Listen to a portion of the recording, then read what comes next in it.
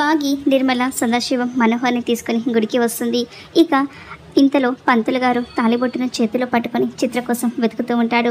అది విన్న మనోహరి, ఎవరి కోసం వెతుకుతున్నారు పంతులు గారు? ఈ ఫోటోలో ఉన్న అమ్మాయి కోసమేనా అని చిత్ర ఫోటో చూపిస్తూ ఉంటే, అవును ఈ అమ్మాయి కోసమే అని పంతులు గారు చెప్పగానే మనోహరి షాక్ అయిపోతూ ఉంటుంది.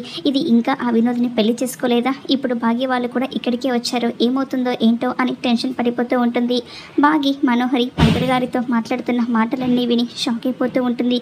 అంటే ఈరోజు చిత్ర వినోద్ని పెళ్లి చేసుకుంటుందా? అందుకేనా మనోహరి గుడికి రాకుండా మమ్మల్ని అడ్డుకుంది అని చాలా టెన్షన్ పడిపోతూ అమర్కి ఫోన్ చేస్తూ ఉంటుంది.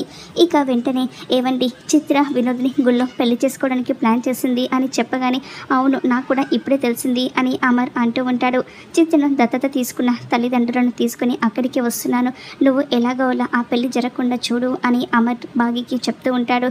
ఇక అలాగే అండి, మీరు త్వరగా రండి అని బాగి చెప్తూ ఉంటుంది.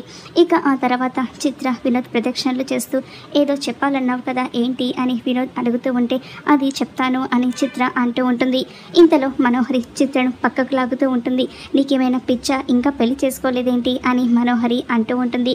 బాగి, అందరూ కూడా ఈ గుడికే వచ్చారు అని మనో చెప్పేసరికి, అదేంటి ఎందుకు అని చిత్ర అంటూ ఉంటే, వాళ్ళే నన్ను ఇక్కడికి తీసుకొచ్చారు అని మనో చెప్తూ ఉంటే, ఇంతలో అమర్ మనోకి ఫోన్ చేస్తూ ఉంటాడు. చిత్ర ఒక ఫ్రాడ్, తను వినోద్ని పెళ్లి చేసుకోవడానికి ప్లాన్ చేస్తుంది, నువ్వు ఎలాగైనా సరే ఆ పెళ్లి జరగకుండా పాపు అని అమర్ మనోహరికి చెప్తూ ఉంటాడు.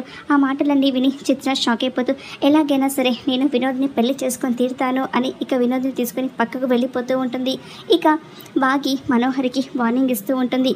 చిత్ర నిజస్వరూపం తెలిసి కూడా నువ్వు తనకి సహాయం చేసావు కదా, ముందుగా చిత్రను ఆయన బయటికి గెంటేస్తాడు, ఆ తర్వాత నిన్ను గెంటేస్తాడు అని వార్నింగ్ ఇస్తూ ఉంటే మనోహరి టెన్షన్ పడిపోతూ ఉంటుంది.